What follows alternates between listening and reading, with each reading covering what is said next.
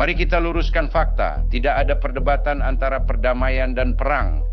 Ada satu cara pasti untuk damai, dan Anda bisa mendapatkannya seketika, menyerah.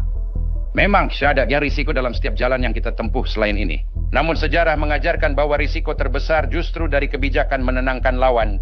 Inilah bayangan yang enggan dihadapi teman-teman liberal kita. Kebijakan akomodasi mereka hanya menenangkan lawan. Itu bukan pilihan damai atau perang, hanya antara melawan atau menyerah. Jika kita terus mengakomodasi, mundur dan menyerah, akhirnya kita akan menghadapi ultimatum. Lalu bagaimana? Kekacauan ini telah menjadi global. Sebuah draft lengkap dari rencana perdamaian Amerika Serikat Rusia yang terdiri dari 28 poin telah bocor dan Ukraina sudah menolaknya. Itu bukan rencana perdamaian, melainkan rencana perang lebih besar. Itu hanya jebakan Rusia untuk Ukraina. Rencana itu memaksa Ukraina menyerahkan wilayah ke Rusia, padahal Rusia belum berhasil merebutnya. Rencana tersebut memaksa Ukraina membatasi tentaranya hingga 60.000 personel dan menulis dalam konstitusi bahwa Ukraina tak akan bergabung dengan NATO. Untuk memastikan kepatuhan, rencana itu juga melarang rudal Ukraina menyerang Moskow atau Saint Petersburg. Seakan semua ini belum cukup buruk. Kami menerima laporan yang menyatakan bahwa Amerika Serikat kini mengancam akan memutus bantuan intelijen dan senjata untuk memaksa Ukraina menerima kesepakatan ini. Itu berarti Ukraina berada di persimpangan jalan. Entah kehilangan negaranya atau kehilangan sekutunya. Itu adalah Amerika Serikat. Dan itulah pesan yang baru saja disampaikan Presiden Zelensky kepada rakyat Ukraina. Silakan dengarkan. Sekarang, tekanan terhadap Ukraina adalah salah satu yang terberat. Tekanan Ukraina saat ini adalah salah satu yang paling berat. Ini adalah pilihan yang sangat rumit. Ukraina sekarang bisa menghadapi pilihan yang sangat sulit antara kehilangan martabat atau risiko kehilangan mitra utama. Antara 28 poin yang sulit atau musim dingin yang sangat sulit, yang paling sulit, dan seterusnya. Risiko. Kami sangat sunset dunia. Mengatakan orang Ukraina, luar biasa ya Tuhan. Betapa orang Ukraina itu, bagaimana mereka bertarung, bagaimana orang Ukraina bertarung, betapa hebatnya mereka adalah. Dan ini benar-benar kebenaran. Tapi baik Eropa maupun seluruh dunia harus memahami kebenaran lain. Orang Ukraina adalah yang sudah manusia. Untuk selama hampir 4 tahun invasi besar-besaran, kami telah menahan salah satu tentara terbesar di dunia. Mempertahankan garis kami yang membentang ribuan kilometer. Menahan pengeboman setiap malam, serangan roket, serangan balistik, dan serangan syahid, serta merasakan kehilangan orang-orang tercinta setiap hari. Rakyat kami sangat ingin perang ini segera berakhir. Detonator kami terbuat dari baja, tapi logam terkuat pun bisa patah. Jangan usah ini. Berdirilah tak bersama Ukraina, berdirilah bersama rakyat kami, dan berdirilah untuk martabat serta kebebasan. Mari kita bahas rencana ini dan lihat reaksi semua orang. Seperti yang kalian lihat, ini rencana besar. Mari bahas dulu poin-poin pentingnya. Poin kedua mengatakan bahwa semua ambiguitas selama 30 tahun terakhir akan dianggap sudah diselesaikan. Poin berikutnya menyatakan Rusia diharapkan tak menginvasi tetangga dan NATO tak memperluas wilayah lagi. Dua frasa itu, menurut banyak penutur Rusia dan Inggris, bukanlah frasa umum dalam bahasa Inggris. Semua ambigu.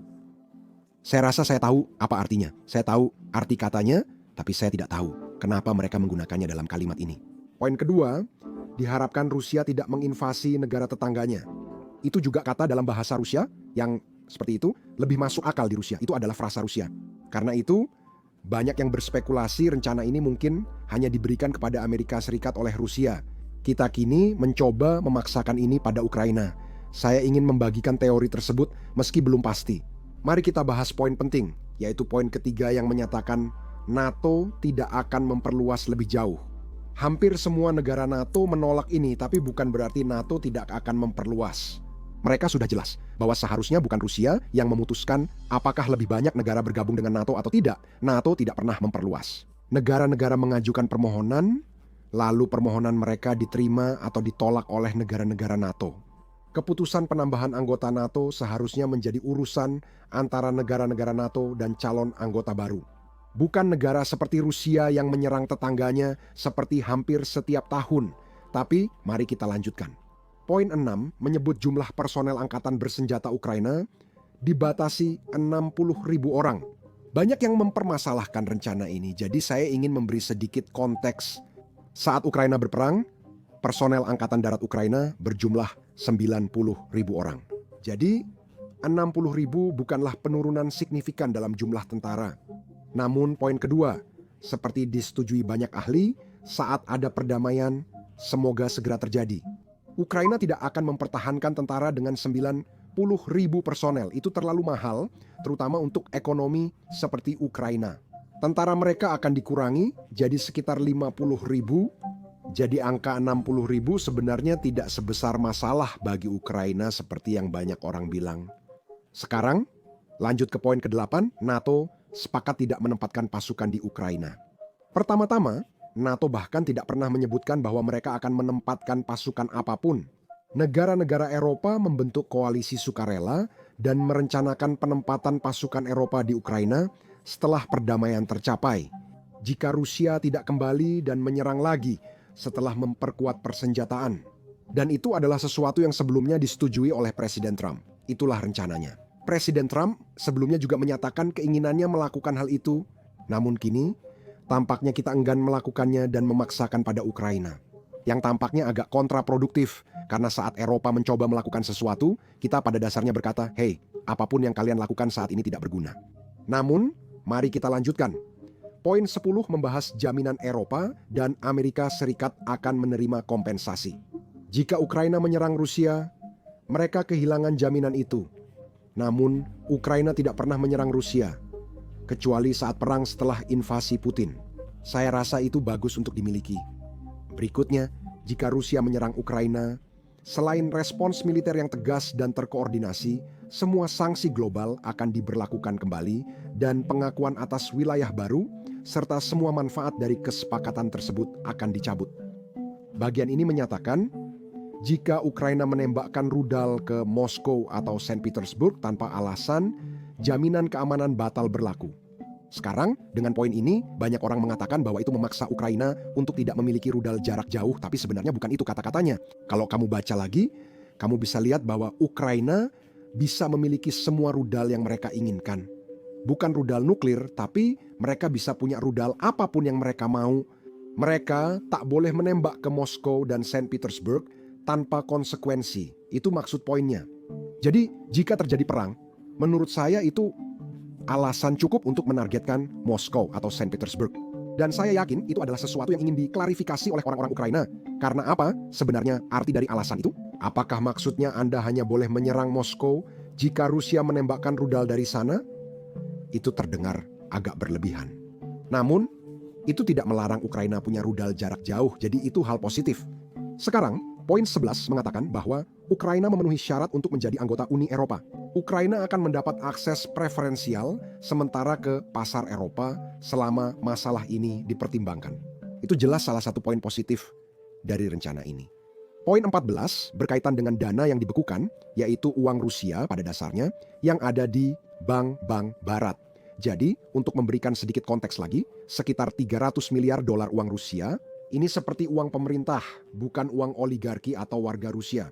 Ini adalah kekayaan negara milik pemerintah yang telah dibekukan di bank-bank barat, sebagian besar di Eropa. Hanya sekitar 200 sampai 250 miliar di Eropa. Sisanya ada di seperti Kanada, Amerika Serikat, Jepang, Korea Selatan, kalau saya tidak salah ingat, jadi di negara-negara lain. Terkait hal ini, 100 miliar dolar akan diinvestasikan untuk upaya Amerika Serikat membangun kembali dan berinvestasi di Ukraina. Lalu Amerika Serikat akan menerima 50% dari keuntungan usaha ini. Agak aneh juga kan? Mengapa Amerika Serikat menerima uang? Padahal itu bukan miliknya. Namun, Eropa tetap akan menambah 100 miliar dolar untuk meningkatkan investasi rekonstruksi Ukraina. Jadi kita hanya bilang Eropa akan memberikan 100 miliar dolar. Eropa bukan penyerang Ukraina, melainkan Rusia. Rusia membayar 100 miliar dolar dari 300 miliar dolar yang dibekukan di barat. sedangkan Eropa menggunakan uang pajak 100 miliar dolar. Kami belum konsultasi dengan Eropa, hanya memasukkannya ke rencana. Sisa dana Eropa yang dibekukan akan dicairkan, sehingga Rusia bisa mengambilnya jika mau. Sisa uang yang dibekukan tampaknya terkait dengan dana yang dibekukan di luar negeri. Eropa akan disimpan di rekening investasi Amerika Serikat. Rusia terpisah dan diinvestasikan ke proyek-proyek tertentu.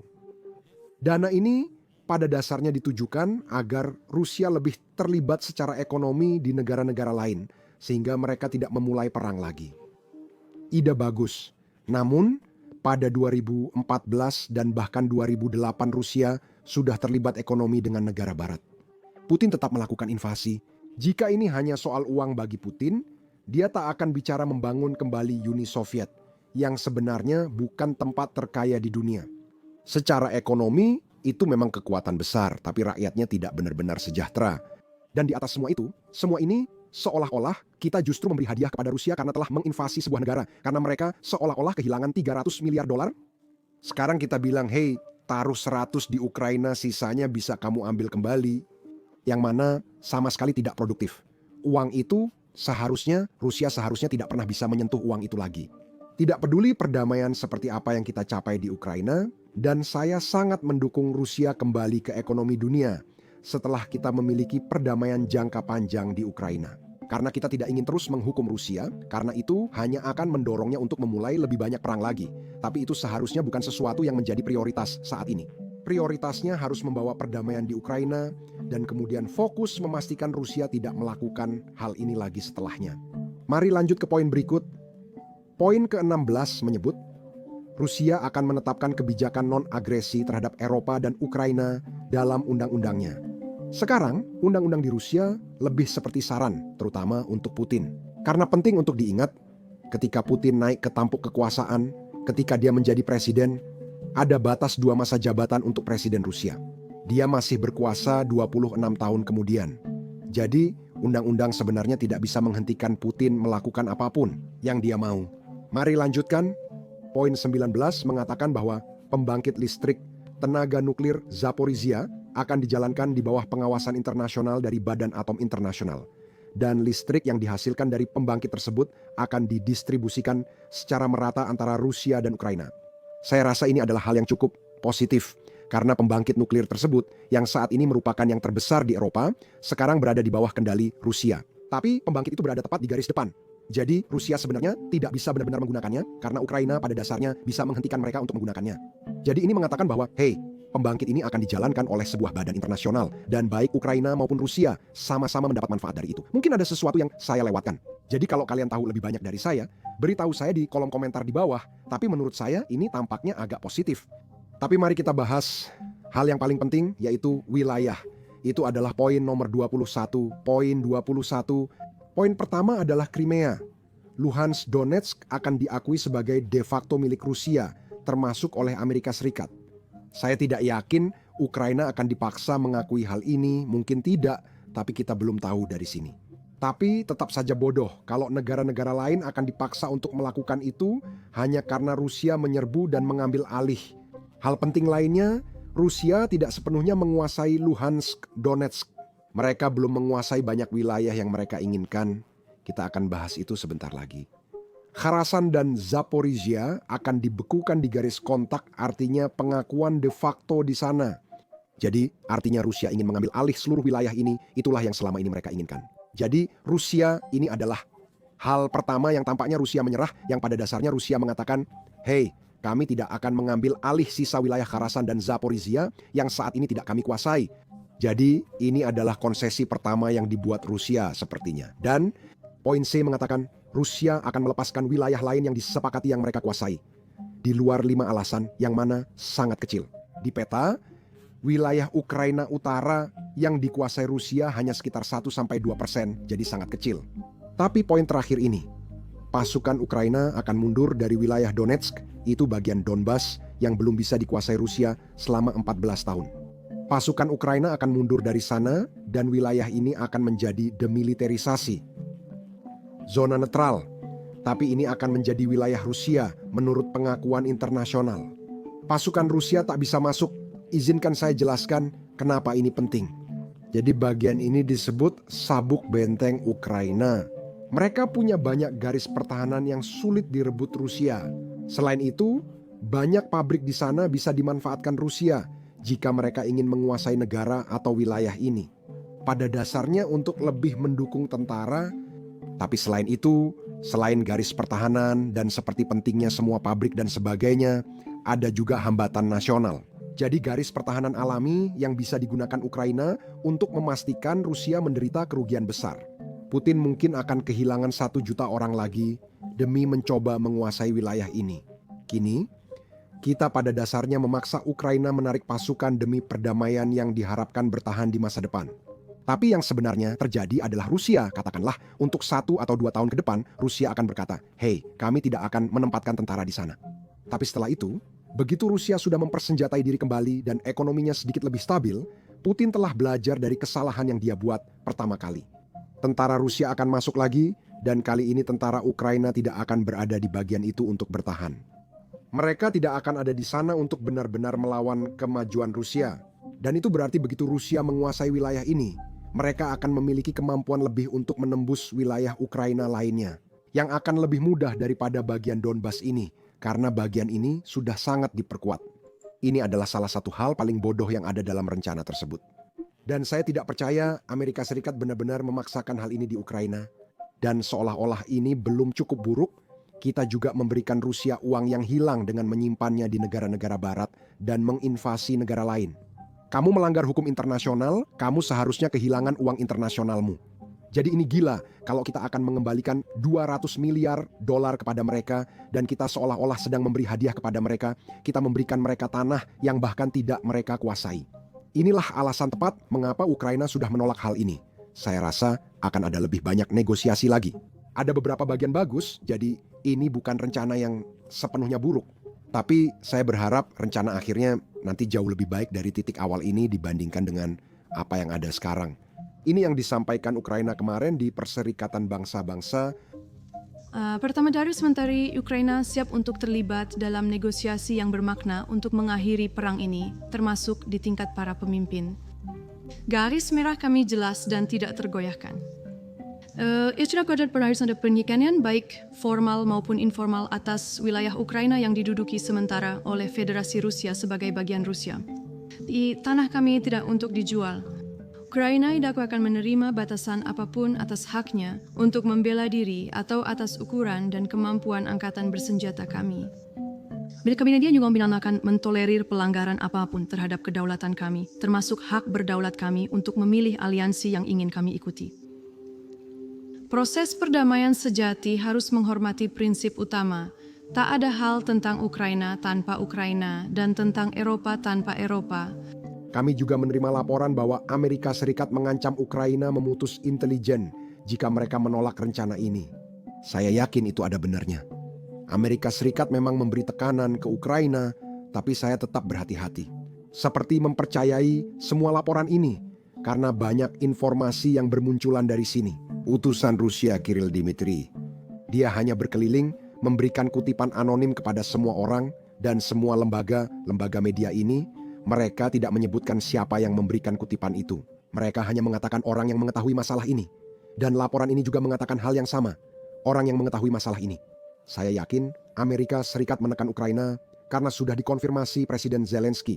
Namun, kecuali ada konfirmasi dari seseorang yang menyebutkan namanya, kita harus tetap berhati-hati dan kita harus berasumsi saja bahwa itu si Kirill Dmitry yang keliling memberi kutipan ke semua orang dan memberikan informasi palsu untuk dilaporkan. Semua perusahaan media ingin melaporkan karena semua berlomba menjadi yang pertama memberitakan informasi eksklusif. Namun, saya ingin segera membahas seberapa besar dukungan nyata dari Amerika Serikat khususnya tahun ini. Dalam hal uang, Amerika Serikat belum memberikan bantuan apapun kepada Ukraina pada tahun 2025. Kami telah memberikan sedikit bantuan pada bulan Januari, tetapi itu sebenarnya di bawah Presiden Biden, bukan Presiden Trump. Namun, tentu saja bukan berarti dukungan Amerika Serikat itu tidak penting, kan? Semua serangan yang kita lihat di dalam Rusia ini, yang terjadi di kilang minyak Rusia, pangkalan Rusia, dan tentu saja pembangkit listrik Rusia. Semua itu dimungkinkan oleh intelijen Amerika. Intelijen Amerika Serikat memberitahu Ukraina lokasi pertahanan udara Rusia sehingga rudal dan drone Ukraina bisa menghindarinya. Jika dukungan Amerika Serikat hilang, itu akan sangat melemahkan kemampuan Ukraina menekan Rusia. Tapi dalam hal bantuan, dalam hal berapa banyak uang yang diberikan Amerika Serikat secara langsung, itu hampir nol. Sebagian besar bantuan berasal dari Uni Eropa dan tentu saja negara-negara Eropa lainnya yang telah memberikan bantuan kepada Ukraina. Dan itu kemungkinan besar akan terus berlanjut. Meskipun rencana ini tampak kurang positif, negara-negara Eropa dan Uni Eropa telah menyatakan akan mendukung apapun yang Ukraina terima. Ini pernyataan mereka kemarin. Posisi kami tidak berubah. Agar rencana perdamaian apapun berhasil, rencana itu harus didukung oleh Ukraina dan harus didukung oleh Eropa. Ya, jika Rusia benar-benar menginginkan perdamaian, mereka pasti sudah menerima tawaran gencatan senjata tanpa syarat pada bulan Maret. Kenyataan pahitnya adalah 26 warga sipil Ukraina tewas dalam serangan Rusia kemarin. Rusia mafia startianya berbicara di soal vertimistamici dan pembicaraan sebelumnya gagal karena Rusia tidak pernah membuat komitmen nyata apapun. Tekanan harus diberikan kepada pihak agresor bukan kepada korban. Memberi imbalan pada agresi hanya akan mengundang lebih banyak agresi. Uni Eropa memiliki rencana 2 poin yang sangat jelas. Pertama, melemahkan Rusia. Kedua, mendukung Ukraina. Sekarang, saat saya sedang menyelesaikan ini, akhirnya kita memiliki pernyataan atau komentar dari Presiden Trump yang tampaknya mendukung rencana ini. Saya tidak tahu apa artinya itu dalam hal seberapa besar tekanan yang diberikan Amerika Serikat kepada Ukraina, tapi itu jelas bukan pertanda baik. Dan itu juga berarti bahwa ini bukan hanya rencana Witkov-Dmitriev saja. Saya mengatakannya kemarin karena kita kurang informasi, tapi ini tampaknya adalah rencana yang didukung oleh banyak orang di pemerintahan, termasuk Presiden sendiri. Dan itu bukan pertanda baik. Jadi, semoga itu berubah di masa depan. Ini adalah komentar yang baru saja dibuat oleh Presiden Trump seperti Jumat sore. Sepertinya Ukraina harus memangkas jumlah personel mereka menjadi 60.000. Sepertinya mereka harus menyerahkan wilayah yang belum hilang dalam perang dan tidak bisa bergabung dengan NATO. Akan segera kalah, Seluruh wilayah Donbas. mereka kehilangan wilayah.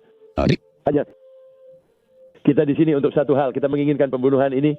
Kamu tahu, mereka 25.000 orang bulan lalu di antara kedua negara, 25.000 orang. Itu Clark. di luar kendali. Ini pertumpahan darah. Ingat kata terkenal itu. Ingat saat mereka mencoba membuatnya, menarik. Tapi kau tahu kalau kita tidak menghentikannya di Ukraina, dia akan punya masalah. Akan ada masalah lain. Negara-negara Baltik akan dalam masalah. Lihat, dia sedang dihukum. Katakan saja apa yang kamu mau. Ini seharusnya perang 1 hari, tapi jadi 4 tahun. Sekarang, oke? Tapi sejujurnya kita memberi mereka militer terbaik. Kita membuat peralatan terbaik di dunia. Kita memberi Ukraina peralatan militer terbaik di dunia. Tidak ada yang membuatnya dan kita memberi mereka banyak sekali. Namun seseorang harus pakai peralatan itu. Katakan apa saja, mereka sangat berani. Kamu setuju? Mereka petarung hebat, mereka petarung hebat. Beberapa minggu terakhir, beberapa video kami didemonetisasi dan dibatasi. Mungkin karena YouTube tidak menyukai cuplikan yang kami tampilkan dari garis depan Ukraina, YouTube menganggap cuplikan perang tidak ramah bagi pengiklan. Jadi mereka langsung membatasi videonya. Inilah alasan kami membuat platform kami sendiri, Basics Insider. Kami membangunnya dari awal, jadi kami tidak memiliki batasan apapun. Dengan cara itu, kami bisa memberikan liputan tanpa sensor tentang apa yang terjadi di Ukraina dan apa yang terjadi di seluruh dunia. Jadi jika Anda adalah seseorang yang tertarik dengan hal-hal seperti ini, jika Anda adalah seseorang yang ingin mendukung jurnalisme independen, maka pastikan untuk bergabung. Buka basicsinsider.com untuk mengunjungi situs kami.